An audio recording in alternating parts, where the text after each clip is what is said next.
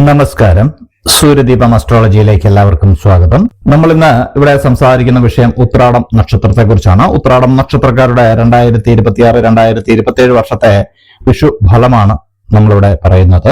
ഈ വിഷുഫലം സാധാരണയായിട്ട് വിഷുവിന് മുമ്പായിട്ടാണ് നമ്മൾ പ്രവചിക്കാറുള്ളത്. എന്നാൽ ഈ സമയത്ത് നിമിത്ത ഫലങ്ങൾ അത്ര നന്നായിരുന്നില്ല, അതുകൊണ്ടാണ് താമസിച്ചത്. നിമിത്ത ഫലങ്ങൾ ശരിയാകാതെ വരുമ്പോൾ ഒരു ഫലം പ്രവചിക്കുന്നത് പൂർണ്ണമാവില്ല. അപ്പോൾ ഫലത്തിലേക്ക് കടക്കുകയാണ്. അതിനു മുമ്പായിട്ട് നമ്മളുടെ ചാനൽ ഇതുവരെ സബ്സ്ക്രൈബ് ചെയ്തിട്ടില്ലെങ്കിൽ ഒന്ന് സബ്സ്ക്രൈബ് ചെയ്യുക. കൂടാതെ വീഡിയോകൾക്ക് ലൈക്ക് ചെയ്യാൻ മറക്കരുത്. അതോടൊപ്പം തന്നെ നമ്മളുടെ പൂജയിലുള്ള പ്രാർത്ഥനയിൽ നിങ്ങൾ ഉൾപ്പെടുത്തണമെന്നുണ്ടെങ്കിൽ നിങ്ങളുടെ പേര്, നക്ഷത്രം, ജന്മവർഷം, തീയതി എന്നിവ കമന്റ് ബോക്സിൽ രേഖപ്പെടുത്തുക. തീർച്ചയായിട്ടും പ്രാർത്ഥനയിൽ ഉൾപ്പെടുത്തുന്നതായിരിക്കും.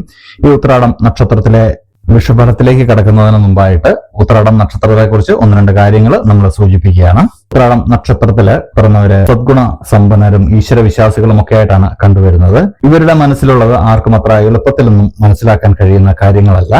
ഒരു കാര്യത്തിന് പുറപ്പെട്ടാൽ അതിൽ നിന്നും പിന്തിരിയുക എന്നുള്ളത് ഉത്രാടം നക്ഷത്രക്കാരെ സംബന്ധിച്ച് പ്രയാസകരമാണ്. പക്ഷെ അതിലേക്കൊക്കെ പുറപ്പെടുന്നതിന് മുമ്പ് 2 പ്രാവശ്യമെങ്കിലും ഇവര് ആ കാര്യങ്ങളെക്കുറിച്ച് ചിന്തിച്ചിരിക്കും. അതിന്റെ വരുംവരായികളെ കുറിച്ച് ഇവര് മനസ്സിലാക്കിയിരിക്കും.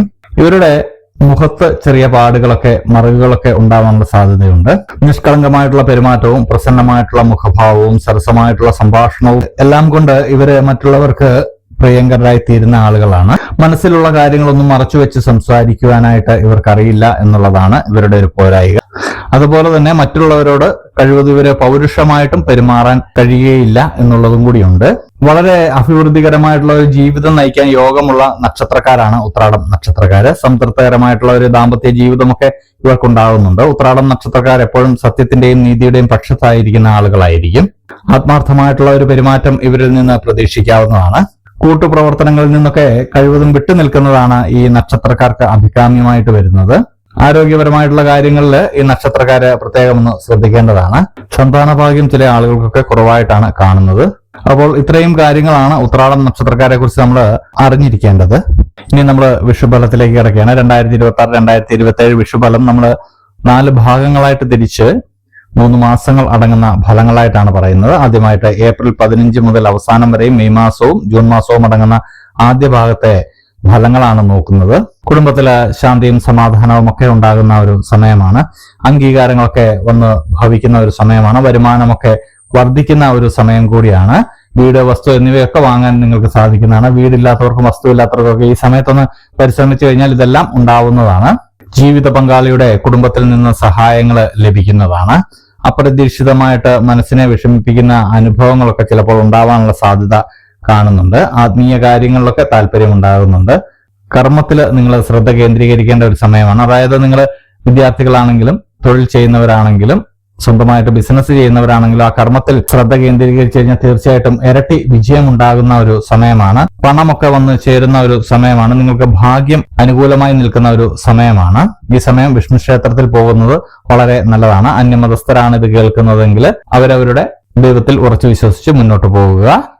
ജൂലൈ, ഓഗസ്റ്റ്, സെപ്റ്റംബർ മാസത്തിലെ ഫലങ്ങൾ എടുക്കുകയാണെങ്കിൽ ഒരുപാട് കാലമായിട്ട് സന്താനങ്ങളില്ലാത്തവർക്ക് സന്താന ഭാഗ്യമൊക്കെ ഉണ്ടാകുന്നതാണ്. ഈ സമയത്തെല്ലാം നിങ്ങൾക്ക് വസ്തുവിന്റെയും വീടിന്റെയും ഒരു സമയമാണ്. നിങ്ങൾ വരുന്ന ഈ 6 മാസം അത് നിങ്ങൾ പരിശ്രമിക്കുകയാണെങ്കിൽ, വീടും വസ്തുവൊന്നും ഇല്ലാത്തവർക്ക് അത് പരിശ്രമിക്കുകയാണെങ്കിൽ അത് നേടിയെടുക്കാൻ കഴിയുന്നതാണ്. കർമ്മമേഖലയിലൊക്കെ പുരോഗതിയാണ് കാണുന്നത്. സ്ഥാനമാനങ്ങളൊക്കെ നിങ്ങൾക്ക് ലഭിക്കുന്നതാണ്. വിദ്യാർത്ഥികൾക്കൊക്കെ വളരെ നല്ലൊരു സമയമാണ്. സന്തോഷകരമായിട്ടുള്ള ഒരു ജീവിതമാണ് ഈ സമയത്തും കാണുന്നത്. ധനാഭിവൃദ്ധിയൊക്കെ ഒരുപാട് ഉണ്ടാകുന്നതാണ്. ആജ്ഞാശക്തിയൊക്കെ ഉണ്ടാകുന്ന ഒരു സമയമാണ്. അവിവാഹിതരായവർക്ക് വിവാഹത്തിനൊക്കെയുള്ള ഒരു അനുകൂല സമയമാണ്. വ്യവഹാരങ്ങളിലൊക്കെ വിജയമാണ് കാണുന്നത്. ഹനുമാൻ സ്വാമിയെ പ്രാർത്ഥിക്കുന്നതും പൂജിക്കുന്നതും വളരെ നല്ലതാണ്. ഈ ഉത്രാടം നക്ഷത്രക്കാർക്ക് ആദ്യ 6 മാസം ഏറ്റവും നല്ലൊരു സമയമായിട്ടാണ് കാണുന്നത്. വിഷുവിന് ശേഷമുള്ള 6 മാസം ഏറ്റവും പ്രധാനമായിട്ട് ഭവനമില്ലാത്തവർക്ക് ഭവനം ഉണ്ടാകുന്നു എന്നുള്ളതാണ്. വസ്തുവകളൊക്കെ വാങ്ങാനുള്ള ഒരു സാഹചര്യം ഉണ്ടാകുന്നുണ്ട്. സാമ്പത്തികമായിട്ട് വളരെയധികം നേട്ടം ഉണ്ടാകുന്നുണ്ട്. അടുത്ത ഒക്ടോബർ, നവംബർ, ഡിസംബർ മാസത്തിലേക്ക് എത്തുമ്പോൾ സാമ്പത്തിക നേട്ടം ഉണ്ടാകുന്നുണ്ട്. ഭൂമി ലാഭമൊക്കെ ഉണ്ടാവുന്നുണ്ട്. വിവാഹം പോലുള്ള ശുഭകാര്യങ്ങൾ കുടുംബത്തിൽ നടക്കുന്നുണ്ട്. ഗൃഹപ്രവേശ കർമ്മമൊക്കെ നടത്തുവാനുള്ള യോഗമൊക്കെ നിങ്ങൾക്കുണ്ടാവുന്നുണ്ട്. സ്ത്രീകളിൽ നിന്ന് സന്തോഷകരമായിട്ടുള്ള അനുഭവങ്ങൾ ഉണ്ടാവും. ഇത് ഉത്രാടം നക്ഷത്രക്കാരെ സംബന്ധിച്ച് സ്ത്രീ എന്നോ പുരുഷനെന്നോ വ്യത്യാസമില്ലാതെയുള്ള ഫലമാണ്. ഊഹക്കച്ചവടത്തില് ലാഭം ഉണ്ടാവുന്നുണ്ട്.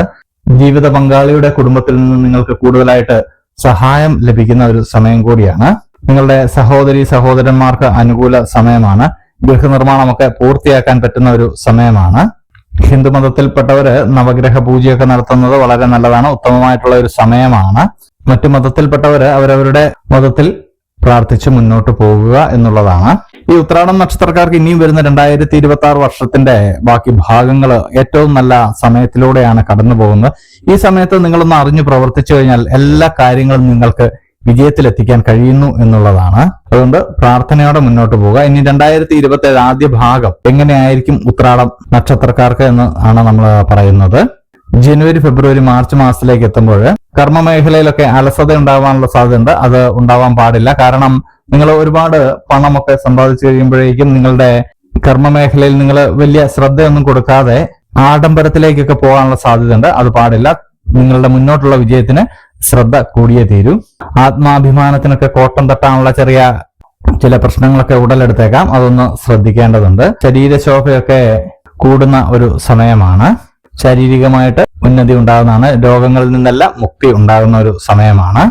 പാർട്ട്ണർഷിപ്പിലൂടെയൊക്കെ നേട്ടങ്ങൾ ഉണ്ടാക്കാൻ സാധിക്കുന്ന ഒരു സമയമാണ്. ഭവന അന്തരീക്ഷമൊക്കെ വളരെയധികം സന്തോഷകരമായിട്ട് മുന്നോട്ട് പോകുന്ന ഒരു സമയമാണ്.